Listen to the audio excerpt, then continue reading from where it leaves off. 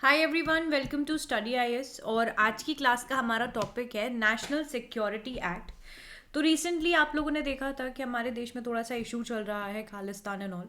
उस टाइम पर ये जो नेशनल सिक्योरिटी एक्ट है वो यहाँ पर इन्वोक किया गया है। ठीक है, in the case of self style Sikh preacher on the run Waris Punjab D chief Amritpal. तो बेसिकली यहाँ पर जितना भी जो भी क्योस क्रिएट हुआ है उस टाइम पर हमारा जो नेशनल सिक्योरिटी एक्ट है उसको यहाँ पर इन्वोक किया गया है। अब नेशनल सिक्योरिटी एक्ट 1980 में यहाँ पर आपका आया था। इसके बारे में हम लोग यहाँ पर आगे की जानकारी लेंगे कि नेशनल सिक्योरिटी एक्ट यहाँ पर क्यों इन्वोक किया, सबसे पहली चीज़। और दूसरी चीज़, नेशनल सिक्योरिटी एक्ट है क्या, क्योंकि हमारे एग्जाम के लिए सबसे ज़्यादा इंपॉर्टेंट क्या है कि नेशनल सिक्योरिटी एक्ट क्या है। So let's get started. देखिए, क्लास को स्टार्ट करने से पहले आप लोग यहाँ पर देख सकते हैं कि 2,000 रुपये प्रति माह में आप लोग यहाँ पर इजीली आईएएस बनने का सपना जो है आपका वो साकार कर सकते हैं, क्योंकि 40% का डिस्काउंट यहाँ पर अनअकैडमी आपको दे रहा है, जो कि 25 तारीख तक वैलिड है। आप लोग इसमें एनरोल कर सकते हो। सब्सक्रिप्शन जल्दी से ले लीजिए, यहाँ पर प्राइजेस आपको देखने को मिल रहे हैं। उसके बाद अनअकैडमी लेकर आया आप लोगों के लिए आरंभ बैच, जो कि यहाँ पर स्टार्ट हो चुका है। आप लोग इसमें एनरोल कर सकते हैं। फिर है आपका मिशन आईएएस फाउंडेशन बैच, जो कि यहाँ पर 2026 के लिए स्टार्ट किया जा रहा है। अब देखिए, अभ्यास का महासंग्राम हैज़ ऑल्सो बीन स्टार्टेड, आप लोग इसमें एनरोल कर सकते हो। और अनअकैडमी का all India prelim mock test यहाँ पर आप लोगों के लिए हो रहा है 26 तारीख को, online and offline. So you can enrol into this particular mock test. And यहाँ पर जब भी आप लोग सब्सक्रिप्शन लें, चाहे आप इस टेस्ट में एनरोल करें, एक पर्टिकुलर कोड का यहाँ पर आप लोग इस्तेमाल ज़रूर करना, AMS live. Whenever you are using this particular code आपको मिलेगा 10% का एक्स्ट्रा डिस्काउंट। चलिए स्टार्ट करते हैं, बात करते हैं हम लोग नेशनल सिक्योरिटी एक्ट के बारे में। देखिए, नेशनल सिक्योरिटी एक्ट जो है वो 1980 में यहाँ पर आपका पास किया गया था पार्लियामेंट द्वारा। एंड इसमें अगर देखा जाए, इसको अमेंड किया गया है काफ़ी बारी। ठीक है, several time it has been amended. अब यहाँ पर नेशनल सिक्योरिटी एक्ट जो है वो एम्पावर करता है स्टेट को to detain a person without a formal charge and without trial. तो यहाँ पर अगर आप देख सकते हो, जो नेशनल सिक्योरिटी एक्ट है वो एम्पावर कर रहा है किसी भी स्टेट को कि वो किसी भी व्यक्ति को यहाँ पर डिटेन कर सकते हैं बिना किसी फॉर्मल चार्ज के, बिना किसी ट्रायल के। अब इसी हिसाब से नेशनल सिक्योरिटी एक्ट की ज़रूरत कब पड़ती है? इस एक्ट के अंतर्गत कोई भी व्यक्ति जो है उसको कस्टडी में ले लिया जाता है, taken into custody to prevent them from acting in any manner, जो कि यहाँ पर हमारी देश के लिए स्टेट के खिलाफ हो सकता है। तो सिक्योरिटी कर रहे हैं हम यहाँ पर स्टेट की, ठीक है, मेंटेनेंस कर रहे हैं पब्लिक ऑर्डर का। उसी बेसिस पे हम किसी भी व्यक्ति को यहाँ पर कस्टडी में ले सकते हैं, जो कि आगे हमारे देश के लिए किसी भी मतलब कानून का उल्लंघन करके कुछ भी ऐसा कर सकता है उस व्यक्ति को। अब एडमिनिस्ट्रेटिव ऑर्डर जो है आपके डिस्ट्रिक्ट मजिस्ट्रेट का, now it is an administrative order जो कि पास किया जाता है आइदर बाय डिविजनल कमिश्नर या फिर जो आपका डिस्ट्रिक्ट मजिस्ट्रेट होते हैं उनके द्वारा। ठीक है, and not detention ordered by police based on specific allegation और for a specific violation of the law. तो इतनी चीज़ आप लोग समझ गए होंगे कि नेशनल सिक्योरिटी एक्ट जो है वो सबसे पहली चीज़ 1980 में पास हुआ।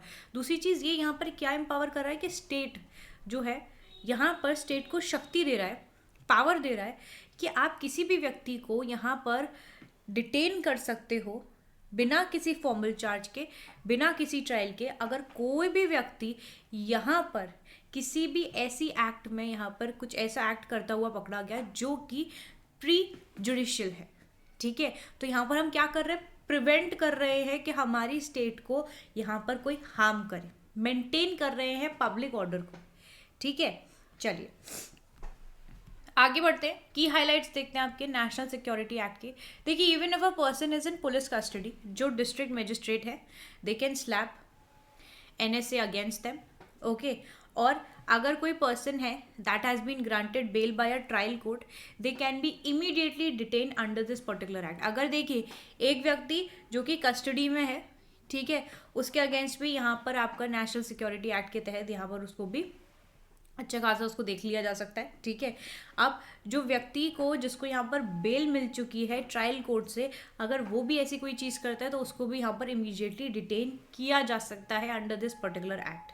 सो if the person has been acquitted by the court, the same person can be detained under the National Security Act.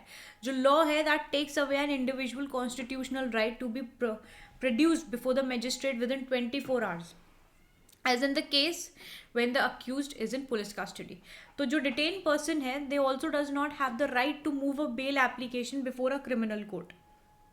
अब देखिए ग्राउंड्स ऑफ डिटेंशन अगर हम यहाँ पर देखें तो ग्राउंड्स ऑफ डिटेंशन के हिसाब से जो नेशनल सिक्योरिटी एक्ट है इसको इन्वोक किया जाता है to prevent a person from acting in any manner जो कि यहाँ पर प्री जुडिशियल हो सकता है to the defence of India, जो रिलेशंस ऑफ इंडिया है विद फॉरेन पावर्स और द सिक्योरिटी ऑफ इंडिया.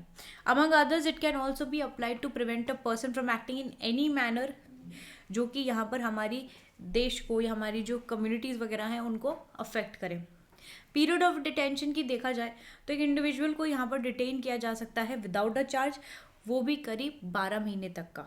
अब जो डिटेन व्यक्ति है he can be held for 10 to 12 days in special circumstances without being told the charges against him. अब आप लोग यहाँ पर देखिए कि कितना क्रूशियल है ये कि अगर जो डिटेन व्यक्ति है उसको यहाँ पर 10 से 12 दिन के लिए यहाँ पर अपने पास मतलब स्पेशल सर्कमस्टांसेस पे दे कैन बी हेल्ड बिना उनके जो चार्जेस हैं जो उनके खिलाफ लगे हैं उनको बताए बगैर भी. ओके चलिए अब देखिए प्रोटेक्शन क्या क्या अवेलेबल है अंडर दिस पर्टिकुलर एक्ट. तो देखिए representation before an independent advisory board जो इंडियन कॉन्स्टिट्यूशन है वो अलाउ करता है आपको preventive detention and the right of protection against the arrest and detention in certain cases जो कि enshrined है आपके आर्टिकल 22 जो कि हमारे कॉन्स्टिट्यूशन में है. अब आर्टिकल 22 का सब क्लॉज 3 जो है वो प्रोवाइड करता है the rights available to an arrested person will not be applicable in case of preventive detention. And exception जो है उसको यहाँ पर देख लिया जाएगा. मतलब एक्सेप्शन कोई चीज़ है तो वो तो यहाँ पर मैनेज कर ली जाएगी, बट अगर देखा जाए इस हिसाब से जो राइट्स हैं जो कि अवेलेबल हैं किसी भी अरेस्टेड पर्सन के उनको that will not be applicable in case of preventive detention. Okay वहीं पर एक क्रूशियल प्रोसीजरल सेफगार्ड होता है under your national security act जिसको ग्रांट किया जाता है अंडर आर्टिकल 22 सब क्लॉज 5 जहाँ पर जो डिटेन पर्सन है he or she will have the right to make an effective representation before an independent advisory board. Okay जो कि कंसिस्ट करता है आपके 3 मेंबर्स का. The board is chaired by a member. ठीक है, या तो वो जज होगा आपकी किसी हाई कोर्ट का. In a private investigation of 2021, it was found that कि जो आपके NSA के cases हैं before Allahabad High Court in the previous 3 years, the independent advisory board upheld the detention. उसके बाद जो DM है जो कि पास करते हैं यहाँ पर detention order is protected under this particular act. No prosecution or any legal proceedings can be initiated against the official who carries out the orders. ठीक है, तो किसी भी तरीके का कोई प्रोसिक्यूशन किसी भी तरीके की कोई लीगल प्रोसीडिंग्स यहाँ पर इनिशिएट नहीं की जाती हैं against this particular official who carries out this particular order.